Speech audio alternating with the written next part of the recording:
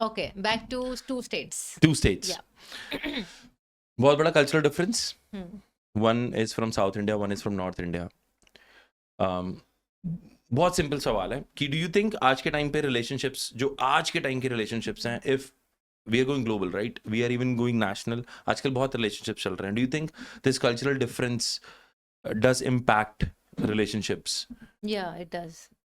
It does. Upbringing आपकी कैसी है, how you are used to एक सर्टन माहौल, घर का माहौल कैसा रहता है, कौन से फेस्टिवल्स कैसे मनाते हो, आपकी प्रायोरिटीज कैसी रहती हैं एज अ फैमिली, फैमिली का कल्चर कैसा है. इट्स लाइक कि मे बी नॉर्थ इंडिया में हर छोटे छोटे फेस्टिवल्स बहुत अच्छी तरीके से मनाने हैं, बहुत ज़्यादा फैमिली डिनर्स पे जाना है. मे बी साउथ इंडिया में इतना ज़्यादा नहीं है. दे आर मोर अबाउट हमारी पढ़ाई, हमारी एजुकेशन, हमारा career. I am assuming, I don't know, so I am just saying that कि उनकी प्रायोरिटी वो है. तो अब जब दो लोग आपस में मिलेंगे, नॉर्थ इंडिया से जो बंदा होगा, ही बी लाइक यार मेरे लिए तो ये सारी शादियाँ, ये सारी पार्टीज, ये सारे फ्रेंड्स के साथ सीन बहुत इंपॉर्टेंट है, because this is my second family और this is very very important to me, I hold it very dear. जो साउथ इंडियन इंडिया से होगा या होगी, तो शील बी लाइक यार, या ही बी लाइक कि मेरा करियर है, आई नीड सम स्पेस, मुझे इतना शोशाबाजी पसंद नहीं है, मुझे इतना लाउड ड्रेसिंग पसंद नहीं है, why you forcing me to be in a certain way. So again, if emotionally mature, intelligent, aware human beings come together, तो इतनी problem नहीं होती. But otherwise, routine life में होगी.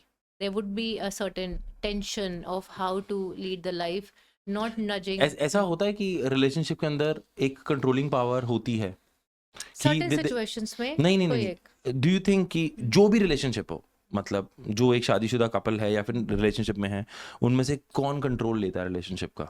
देर ऐसा तो होता नहीं कि म्यूचुअल रहे हमेशा. हाँ, हर सिचुएशन में डिपेंड करता है, तो कभी यू किसी थिंक का इट्स अ पेंडुलम? कंट्रोल है. Yeah then it then swings. It's a successful relationship. Yeah it has to be like that.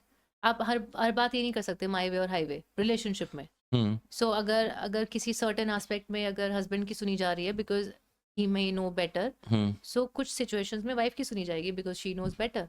And I think cultural relationship के अंदर जब कल्चरल डिफरेंस होता है, वहां पर both of the people have to play and be the gap to their families, because शादी होती है तो दो फैमिलीज की शादी होती है, दैट्स व्हाट आई मेंट. या तो बट मेरा I think I trim it down. हम इस चीज पे आ गए हैं. मुझे ना एक लास्ट चीज आपसे बस पूछनी थी. Usually this is more like a question which I want you to think an answer. Usually क्या होता है जब एक शादी होती है ना, एक लड़की घर आती है, तो लड़के के साथ उसके पेरेंट्स रह रहे होते हैं, या फिर अगर वो न्यूक्लियर रह रहे हैं then it's a different story, but this is a case where mother and father are staying. तो मदर के लिए जो बच्चा है ना, वो बहुत प्यारा है, वो पोसेसिव होती है उसको लेके. व्हेन वाइफ कम्स, जो वाइफ उस पर रूल करने लगती है, तो वो देखती है कि मेरे बच्चे को रूल कर रही है ये लेडी. नोट से रूल. आई एम जस्ट, वो मदर का पर्सपेक्टिव है, ओके. तो वो पोसेसिवनेस जागती है. तो how do you think this sabotage the relationship, और इसमें बिहेव कैसे करना चाहिए? I think as that mother of the son, I should go back to the time when I got married and how I felt. जब मैं शादी करके आई थी, how I was being seen in the family, how I was being treated, कि was I ruling, या I was misunderstood, या I wanted to do certain things in a certain manner, कि ये मेरा घर है, मेरा relationship है, मुझे ऐसे चलाना है, but I wasn't allowed to. So as a in an ideal situation, a mother-in-law should be कि मैं ऐसा अपनी डॉटर इन लॉ के साथ नहीं करना चाहती, because she is not ruling my son. ये एक रिलेशनशिप में है. कुछ सिचुएशंस में द वाइफ और the daughter in law would be right and I should take her side.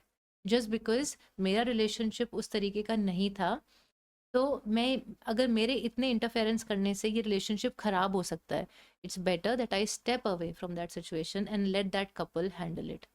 सो मुझे लगता है कि जब भी आप कुछ करने वाले होते हो ना, किसी के लिए भी, गलत सही कुछ भी आप करने वाले होते हो, you should always think about you in those shoes, कि अगर आप वहां पर होते तो क्या फिर भी आप ऐसे चाहते कि कोई आपके साथ ऐसे करे? अगर नहीं, तो फिर step away from that situation. And how do you think the girls should be to their mother-in-laws for a better relationship?